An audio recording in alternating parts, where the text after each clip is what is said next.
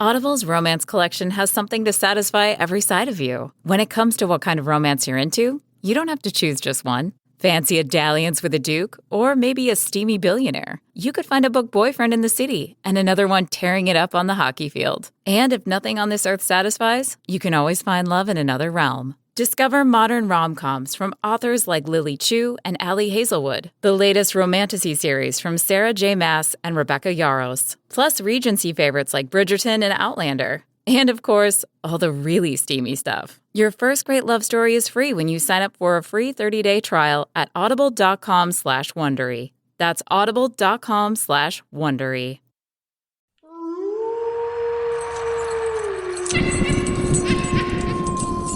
Grave Tone. Welcome to Grave Tone Podcast, where horror comes to life in every form it takes. I'm Megan. I'm Arthur. And we just got home from another movie. This is like this is going to be a thing for the next couple of weeks. Yep, there's a lot on the docket, and we're doing it all. Yeah, it's just the early days of a spooky season, and it shows with the theatrical releases that we're getting. 100%. That's it. So we've just come home from seeing The Long Walk, which was released today, the day that we're recording, September 12th. Which is the latest Stephen King adaptation. That's 2 so far this year, because we got Life of Chuck earlier this year. Yeah, which was also really good. Limited release, but still very good. There's this one, and there's also The Running Man in a couple of weeks. And The Running Man, that's true. The Running Man's coming out. Welcome to Derry is October 26th. Yep, that's it. On HBO Max. So it's just it's a packed King year, and it looks like we're not slowing down, because if we're looking at Mike Flanagan's filming the Carrie TV series right now as well, and I think there are a couple of other adaptations in the works also, if I'm not mistaken. They've been getting better and better in the past years. So. I will say you get that occasional one that you're like, meh, but most of the time they're quite good. So so let's chat about like the story to a degree, like kind of if you don't really know. Yeah, look, so we're gonna do a bit of the story background on the movie. We'll do kind of like our little and the book. Yeah, in the book, we'll do our little kind of like spoiler-free review reactions type of thing. Then we're gonna be talking about spoilers. We'll let you know ahead. Yeah, it's totally fine. And then we're gonna also throw in some trivia towards the end. Yeah, maybe some throughout as well. Yeah, I'll try to bake them in there. Just keep it not all the way until the end. Correct. But so now you're aware. We'll move some through. Okay. Yeah, so The Long Walk was published in 1979, actually. Yeah. This is one of the novels that King published under his pseudonym of Richard Bachman at the time that he was doing that quite frequently. And I did not know this, but The Long Walk was actually the first novel that King ever wrote. No way. It wasn't the first published. Carrie was the first published. However, this was the first novel that he ever wrote. Wow. Which I did not know that. I did not know that either. I had no idea. Yeah, and I read like a lot of Stephen King. I know the whole Carrie backstory that he threw it out, and his wife fished it out and everything. And it was like his big success. But wow, I did not know that it was the first one. I had no idea. So this was, but this was published like a number of years after Carrie was as well, because Carrie was published in 1974, and King wrote this novel, I believe, in 1966 to 67. Essentially, was when he was working on it during his freshman year at the University of Maine. Wow, I know, incredible. I know, it's ridiculous. Yeah, so I had no idea. So it was published in 79. It's essentially, it's kind of like a dystopian novel to a degree, right? Yes. Because it's set in an alternative version of the U.S. Yep. There was a big war that happened. Correct. Years and years. So the novel, of course, was written during the height of Vietnam. Makes sense. So that's something that I feel, even in this film, is felt quite heavily. It almost, like when they speak about the war, it was the first one that came to mind. Oh, right. I see. That's fair. Yeah. So, so this was during the height of Vietnam, of course, that he had come up with the idea and written this in the first place. It's set in an alternate universe in which there is essentially a lottery system every year that selects a number of teenage boys, basically, who put their names in to be selected in the film to represent their state, their states. It's not the case in the novel. There are some differences. In the novel, it's actually like 100 boys that are selected randomly as well. There's no specific state that they're tied to, all that stuff. And they can participate in an event called the Long Walk, in which essentially is just a walk across one or several states for a number of days, and are slowly but surely eliminated from that competition, either through exhaustion, through any manner of illnesses and things that can befall you just walking through the elements over a number of days, losing strength, losing all sorts of things. In the novel, is it also kind of like walk or die type of thing? Yes. Like, do they shoot you? Okay, that's it. Because that's like literally the slogan of the movie. So. Yeah, that's exactly what it is. They walk through a prearranged route. They have to keep, in the novel, they changed this in the film because even King said later it was an unrealistic pace. It's actually 4 miles per hour that they have to maintain in the book. And when they were making the film, he was actually like, hey, can you lower that? Because it's unrealistic to expect people to do that for several days. No, that's a lot. Which, on our end of things, by the way, would be 6.4 kilometers per hour that they would be expected to maintain consistently, which is... I think like a normal walking pace is about 4 or something like that. Like that's quick enough. Yeah. So same situation. If a walker receives 3 warnings in a row from the military that are following them and falls below the minimum speed, they're shot and killed and eliminated. Okay, that's it. Right. And then that's it. The entire walk just continues. There is no finish line. They continue until there is only one survivor, and that survivor can have whatever they want as a prize, basically. And it follows this group of boys in this particular version of the walk who, go through varying stages of all manner of things, essentially, quite tragically throughout the course of the story. So anyway. Yeah, and I mean, look, the movie was exactly that. Pretty much, much, a very, very faithful adaptation. It was. There are differences that we can kind of chat about as we go through to a degree, because also some of them are spoilery, so I don't want to get into them right now. That's fair. But there are definitely some differences that are made throughout the course of the film that they changed. Okay, shall we do a little bit of first, I guess, reactions to things? Yeah. Okay. Oh, yeah, 100%. Okay. Oh man, it was a lot. It's a heavy movie if you really think about it. Yeah. Especially if you get into the whole aspect of the movie itself.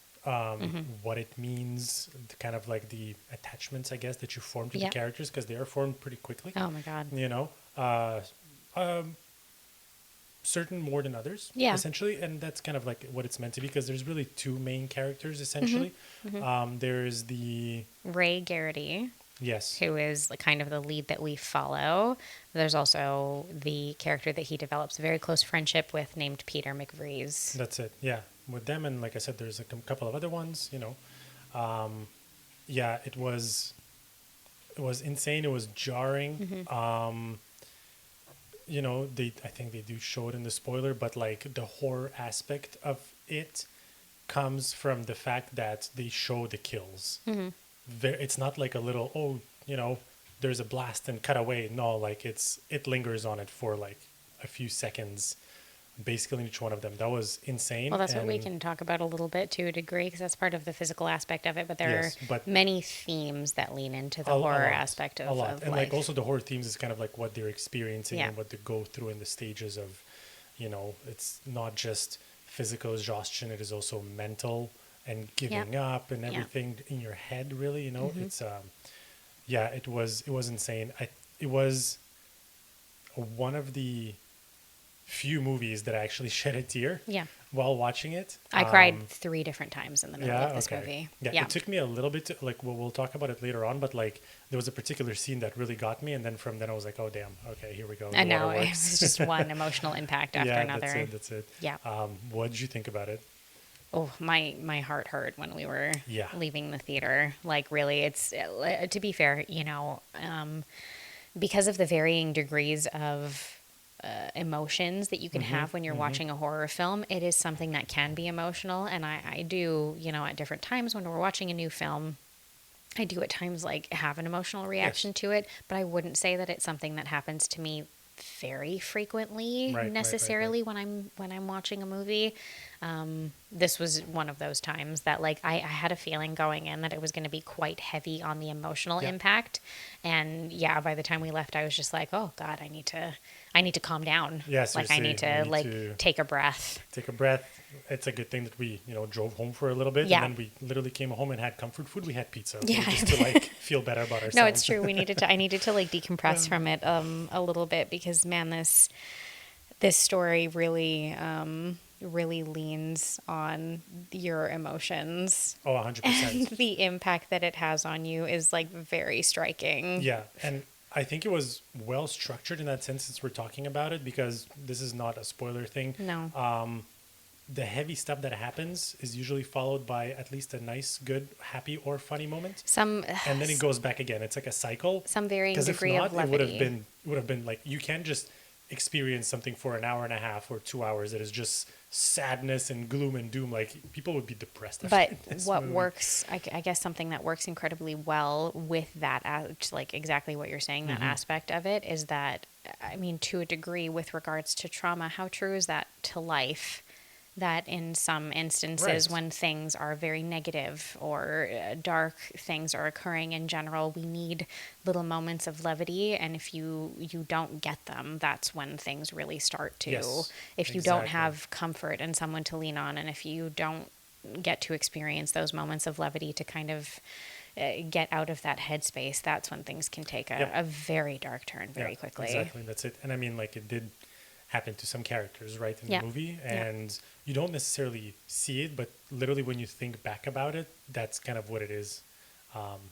It's a lot to experience. It is, like, I don't want to sound corny, whatever it is a movie to watch, but it is a movie you experience. It's not just something that you stare at and receive information in your head. That's exactly what it is. It makes you think even while you're watching it. It does. Wild. It does feel like overall general consensus is like to that degree.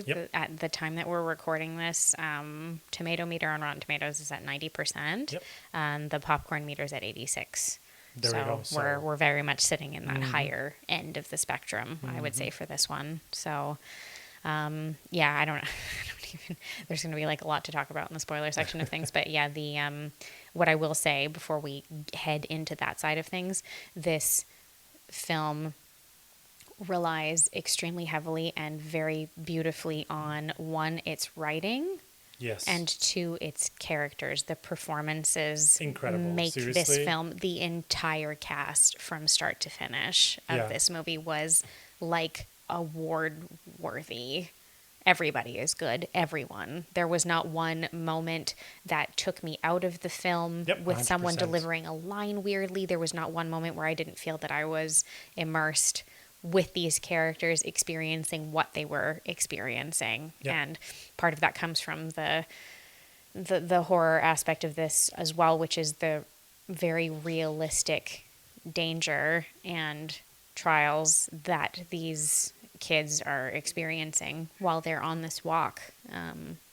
It's just, that's the horror of it, is really that this feels true to life. Like, this is a hop, skip, and a jump from being a thing that we do. You know, people joke about like The Purge and setting up something like that, and sometimes that franchise, I think, does so well because it feels like we could get there. And I feel like this is a very similar vibe. Yeah, 100%. To that. Stephen King did Hunger Games before that was a thing. Pretty much. I mean? Yeah, that's it. It very much has like similar types of themes that way. So let me drop some interesting facts into this. Do it.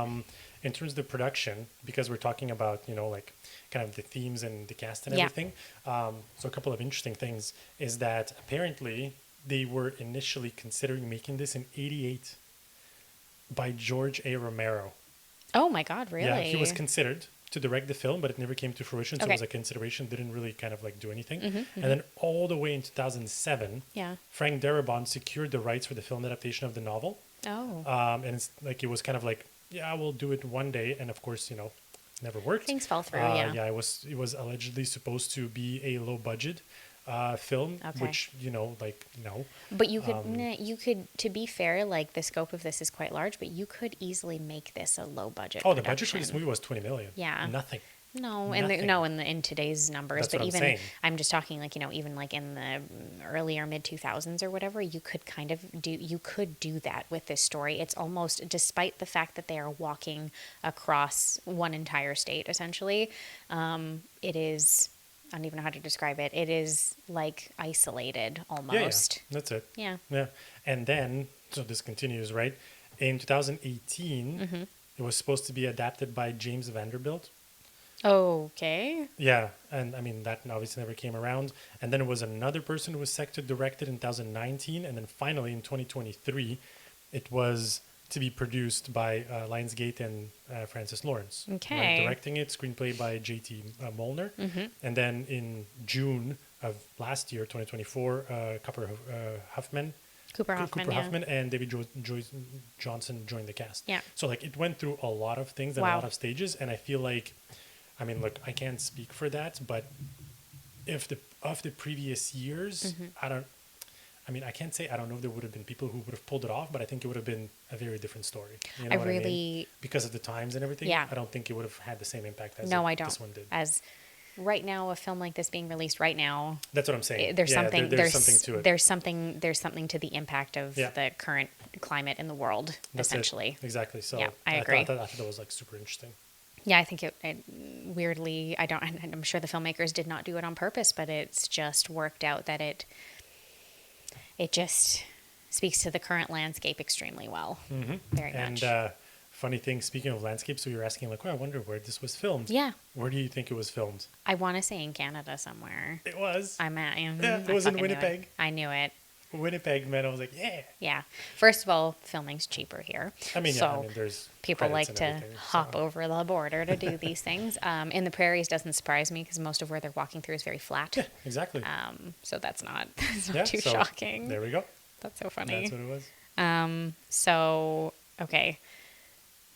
Okay, do we want to get into the spoiler kind of side of things a little bit? Look, do like some spoilers? If we want to expand on some things, we got to say some things. Yeah, so I know. So just a fair warning, we will be talking about some spoilers to do with characters, themes, and plot points. Yeah. You've been warned. Spoilers ahead. Okay, so as you've heard our ghoul, by the way, we need to name this guy, but anyways, we'll come to that one time. Yes. Gary. That's it. Gary the Ghoul. That was the first name that popped into my head. Random. Okay. No, it's not. It works. It rhymes. Gary the Ghoul? I think he would be like a cute little cartoon, even though like his Gory voice. the Ghoul or No, Corey the Ghoul. No. Okay, it's Gary. I'm vetoing all. Oh, wow. Okay, damn. I had no say in this, apparently. So anyways, as you've heard, Gary the Ghoul, apparently. Spoilers ahead. Yeah. So here we are. Oh my God, the characters in this movie were so incredible. They were so well fleshed out. They were well written. They were well performed. Like I said this earlier, but every single member of this cast was giving pretty much everything to the characters that they were playing. I mean, you kind of have to, right? Like the whole movie. It's so focused on the relationships between the characters. Like, yes, there is maybe one or two flashbacks, if I remember correctly. Yes. But otherwise, it is people walking and having they are conversations talking to each other, and they are experiencing things that are happening around them or to them, and that's 2 hours of that. Yeah. You have to have solid writing, solid characters, and solid portrayal and acting of those characters. Like there's no other way. Yeah. I've got 20 minutes till Run Club meets, and it's time for a quick pre-workout snack. Go-Go Squeeze Active Fruit Blend to the rescue. Made with select B vitamins to help release energy, it's an easy, squeezable pouch made to move with me. The taste, so good. And made with real fruit, even better. Whether I'm hitting the trail or meeting my friends on the court, this is my go-to on-the-go snack. Quick, easy, ready when I am. When it's go time, I go with Go-Go Squeeze Active. Snag yours on your next store run. Search for Go-Go Squeeze on Amazon. If not, this movie would have been boring and people would have walked out. Oh God, yeah, no, and it would not be getting the reviews and the love from like multiple outlets and people that I've seen online and stuff that it is. And I think the fact that different characters were different enough from each other, you know what I mean? Like you had the two ones that are really bonding together, the two main characters. You had the funny guy who's the what's his name?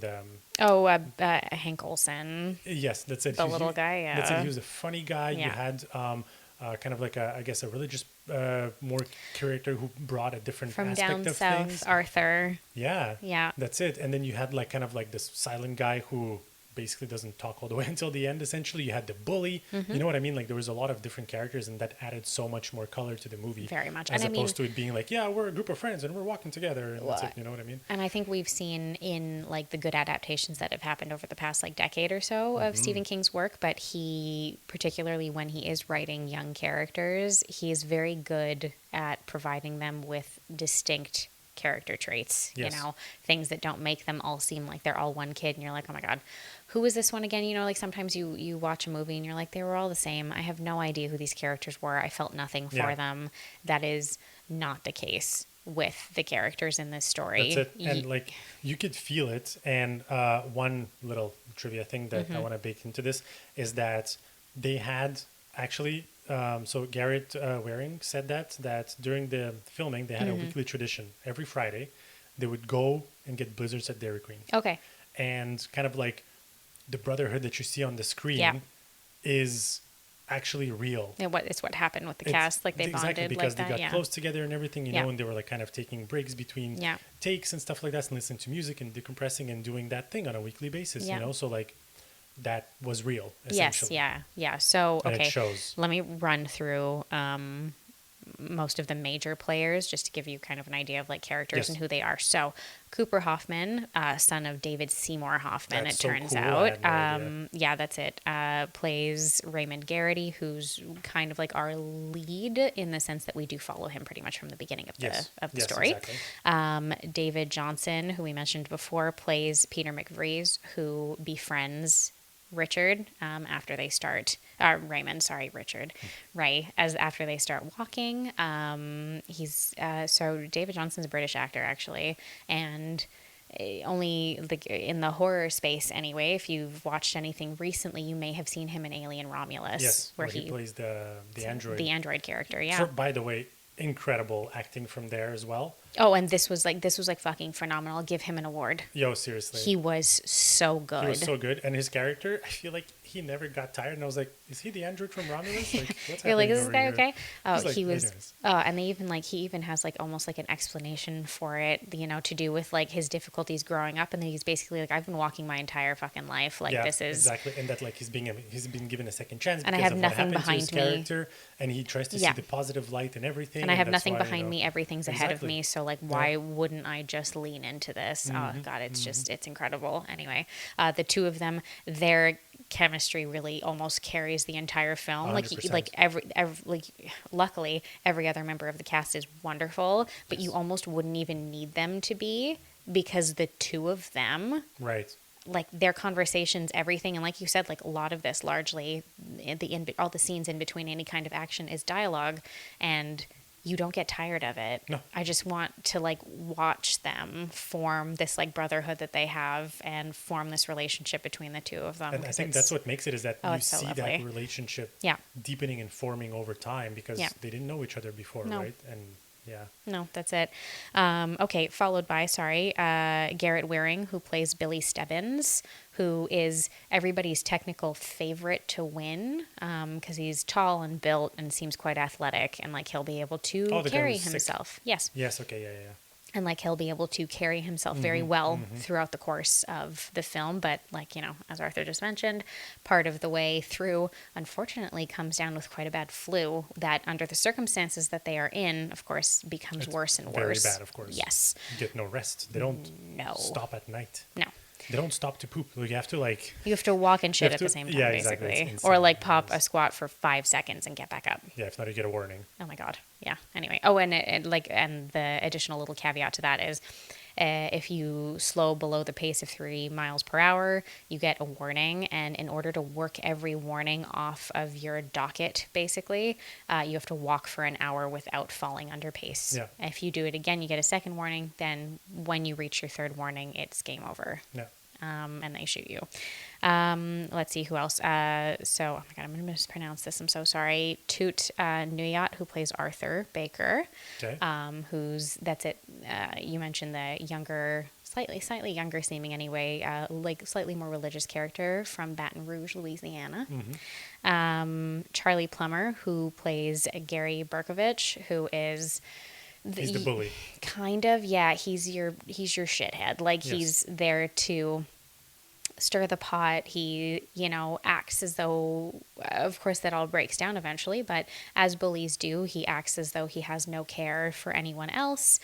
He teases people, he just does things to, like, nitpick at them and try to find, like, the way to the way to sort of undermine people in order to allegedly advance things for himself. However, he's one of those that's all talk and no real action in the sense that, like, you know, he keeps saying, like, I've got plans for you, I've got this, I've got that, and nothing. There's no follow through.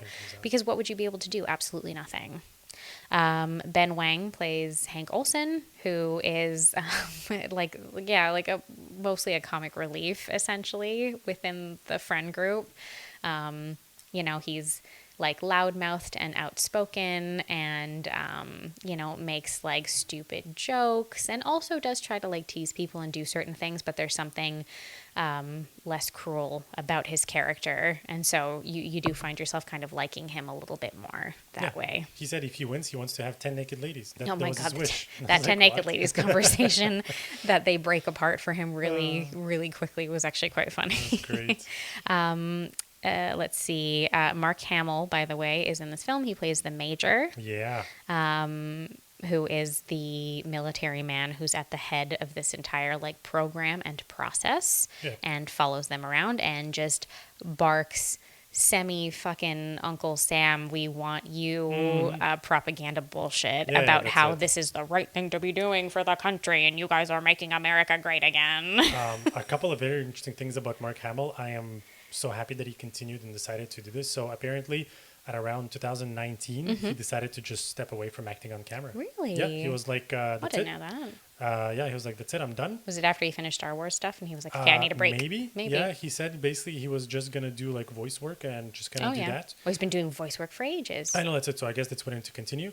But then he said that kind of like what I guess brought him back was when he was in Mike Flanagan's The Fall of the House of Usher. Oh, yes, right. Yeah. And so he did that, and he, I guess, loved it and stuff like that. And then he cast him again in Life of Chuck, which was great. Yeah, he plays Zadie. He plays Chuck Zadie. Yeah, the account and everything, and that's it. And now that's it. He did this, which was very interesting. Wow, cool. And also speaking of which, because you mentioned the whole Major thing, so when he said, when Mark Hamill said that when director Lance Lauren approached him about the movie and the part of the Major, he was like, I don't know if he was excited, I guess, but essentially what it evoked him is the teenage years he spent in Japan because he went there to school next to a military base. Oh, wow. And he was like, I know who this character is. Yeah. I've seen this character firsthand. Yeah.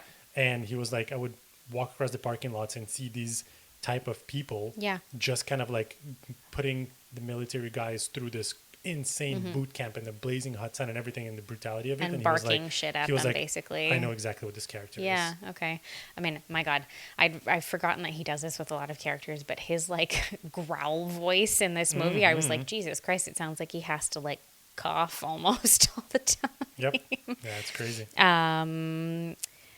Oh, yeah. Okay. This is a super fun one. One of the other walkers who does play a bigger portion, I guess a bigger part in like maybe the latter half of the film, Joshua Odjick plays Collie Parker, who is one of the other guys who makes it quite far in the walk.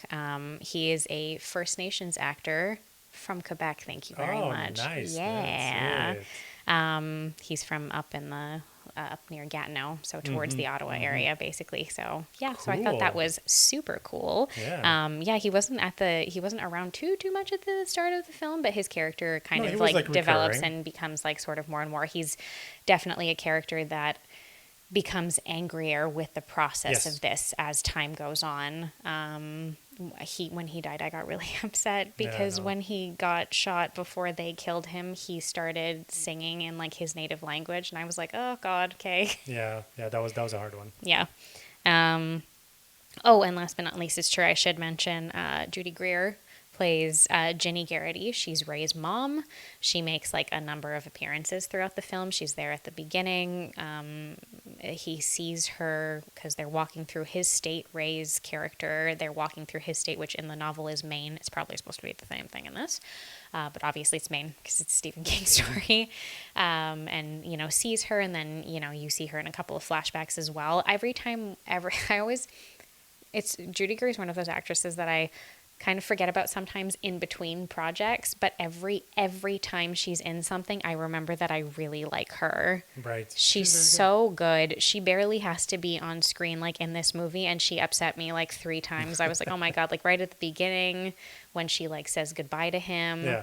A scene later where that's it, they're walking through Ray's hometown, and she's there because there are some spectators who watch parts of things, and it's just like, oh God, it broke my heart. It was so upsetting. So that was the scene that I was talking to you about, like some of the characters died, not, super, I guess, main ones or whatever it is, and I was like, okay, hard to watch, fucked up, sure. Yeah. But I was like, okay, not much. When Ray met her, Yeah. and he like went back, which is Yeah. something you're not supposed to do, and you got like a bunch of warnings in a row.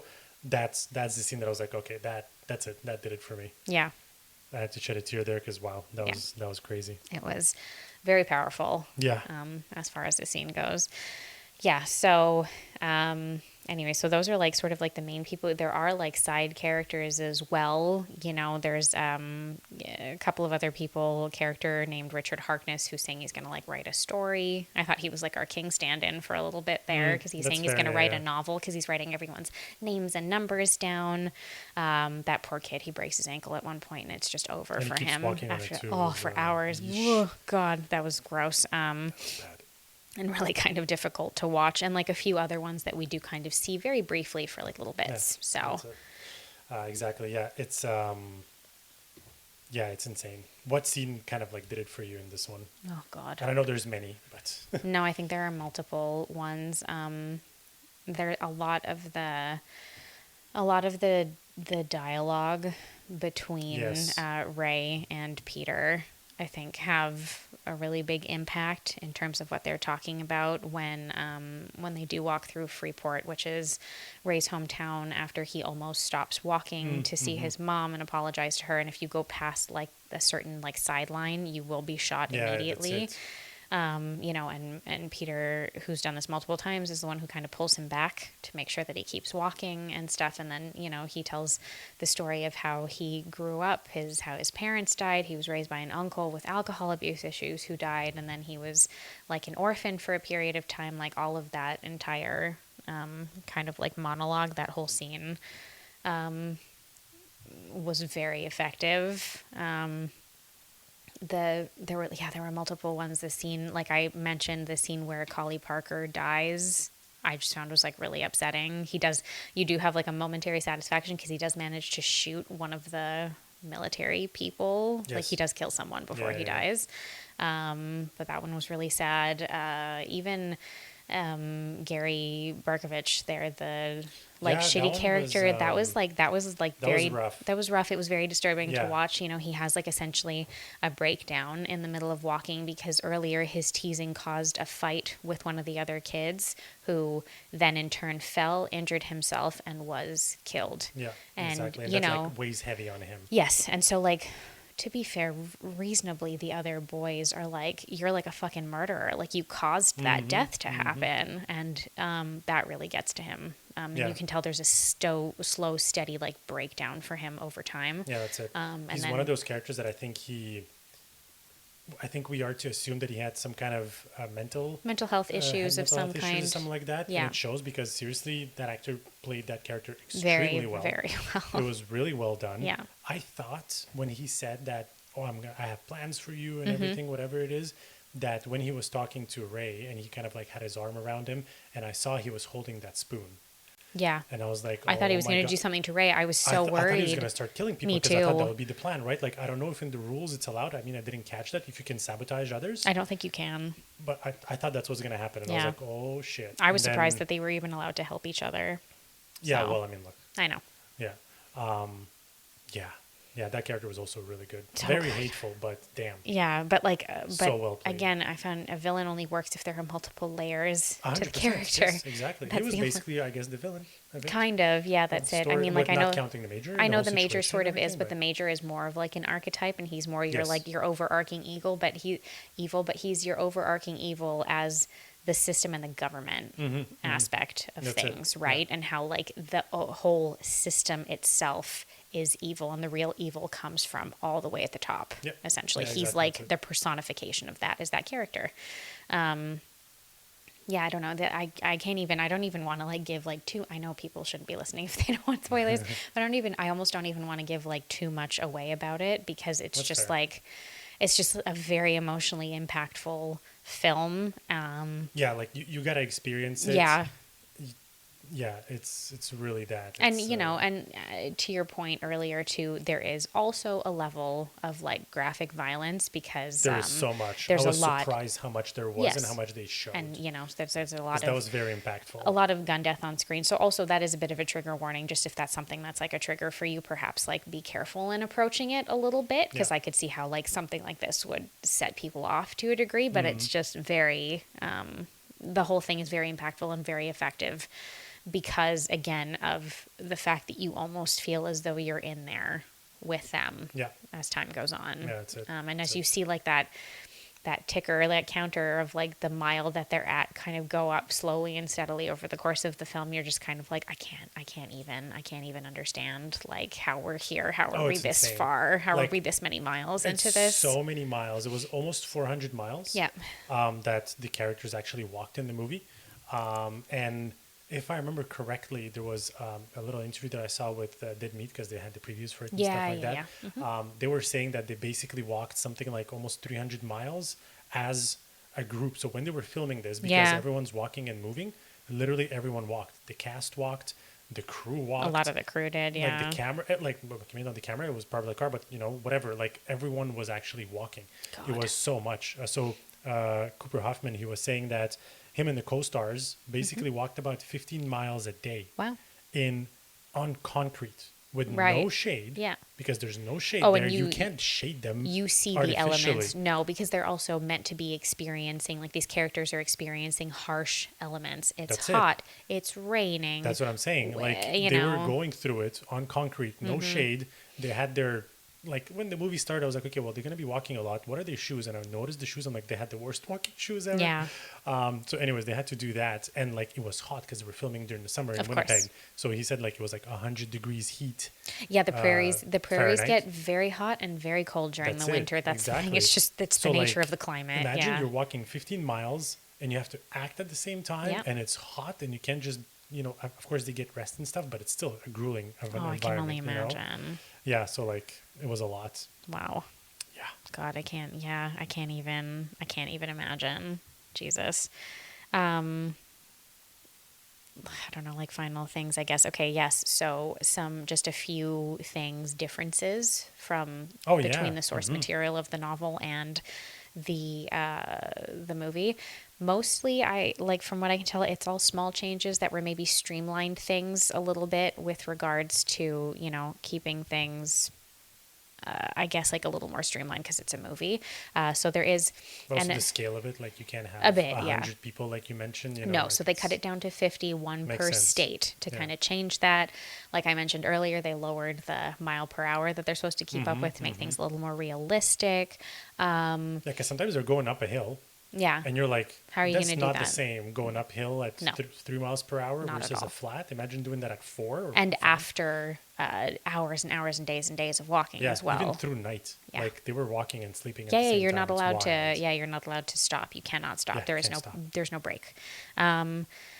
So those little aspects were changed. Those are all small things. Small things like what often happens in adaptations, amalgamation of certain characters, like some that are Okay, maybe yeah. eliminated, but then their traits are taken on by a character that stays in the film. Like, you know, like Hank Olsen's character isn't married in the novel. There's another character, Oh, I but they see, kind of, okay. you know, they kind of like Yeah, mesh you merge them. it They together. That makes merge them sense. together That one's into not like that bad. one It's not person. like a movie changing No. change, essentially. Small stuff like that. In the novel, Ray, his father was still taken for like the same reasons. However, he does not see him executed. It doesn't happen in front of okay. him. So the motivations are different because it's not the same. Because Ray, what's done in the novel that I think I can understand where that would come from when Stephen King was writing it is that the characters have a little bit more maybe naivete to them to a degree, and a lot of them have trouble almost articulating even why they would choose to be in the long walk. Like young people maybe would do, they make a snap decision without necessarily having a full motive the way that maybe you would a little bit later in life. Like it's not a straight like revenge or must have this or must have that. It's like the idea of the pot of gold at the end of the rainbow is kind of alluring enough that a lot of them have decided to do this. So that changes a little bit like some of like the themes and aspects of things as well. But revenge is a really good motivator if you're going to write something like a screenplay, because it's direct and you can focus on that, and like as the audience, you understand it. And one thing that I guess the most major change is actually the ending of the novel. Yes. So what happens is in the novel, actually Ray wins. And actually it's actually Ray and Stebbins who make it to the end. Peter gives up a little earlier and just kind of peacefully sits down and waits to get shot. He said that's something he would want to do. Yeah, so he actually almost did it. That's right? what the character. Correct. Yeah. So that's what the character does in the novel, like a while back. So it's actually the two of them that get there, and then Stebbins is the one that slows down enough to be shot. Or no, I'm sorry, he's not even shot in the novel. Actually, he dies from exhaustion. He collapses, and so Ray is the winner by default at that point. When he is declared the winner, he does not shoot and kill the major because, as I said, he doesn't have that same motivation that he does in the film. Right, okay. He ignores the major and keeps following a dark figure that he sees, who in his mind at this point he believes to be another walker, and he's trying to catch up to it. And basically it's a very ambiguous ending for the character, because he just says, oh yeah, we've got a lot more walking to do, and he just kind of takes off. And so maybe there's something to be interpreted as like, did he die at the end of it? Has he just like gotten to that point where now he's also collapsed of like exhaustion and will not make it? Like, we don't know, and it's left very open-ended. Wow, okay. Whereas in the film, Ray sacrifices himself so that Peter wins the competition, and in turn, and again, this, to be fair, is also bleak, and I think that people who expect a nice, neat little happier ending are not going to get that from this film, which again adds to the realism. It also adds to the realism and the realistic aspect of things. Like, oh, don't you want to go off and make the world a better place, or do this or do that, which is something that Peter talks about a lot earlier on in the film. However, he chooses to avenge his friend, his brother at this point, basically, and does kill the major before turning to walk away. Again, there's an ambiguity to it because I guess from, what we could discern, he will more than likely be killed very shortly after doing that anyway, I assume. Killed or apprehended, because technically, like, they did mention in the movie that it's going to be an unprecedented time, right? Like that the winner can do whatever they want, and they get this giant prize of money apparently, and then like we don't know what's going to happen. So he does that, and then he just kind of walks away as well. But if you think on a technical level, he would be considered a criminal and probably apprehended, right? So true. So that I would say is probably, from everything that I've read, is definitely the biggest difference between the two. Yeah, that makes sense. Both of them, in my opinion, are quite equally bleak, honestly. Yes, I think those are both great endings, but I guess the book ending would have been not for the movie. You know what I mean? I get it, yeah. Not for, especially like, as we've said, since they did change like some character motivations and things like that as well. That's it. This made more sense with that through line that we've gotten like throughout the course of the film. So that's kind of how everything ends. I feel like we've gotten through the majority of it. Anyway, that's it. Don't even want to give away like all the details. So many details. Oh my God. Okay. Other than also like one thing that I noticed. So at the beginning, unfortunately, the first person who's killed is this kid, like a baby named Curly. He's 18. He's not 18. That's what literally he says, he's 18. But the other ones are like, if you are even 16 years old, I would be shocked.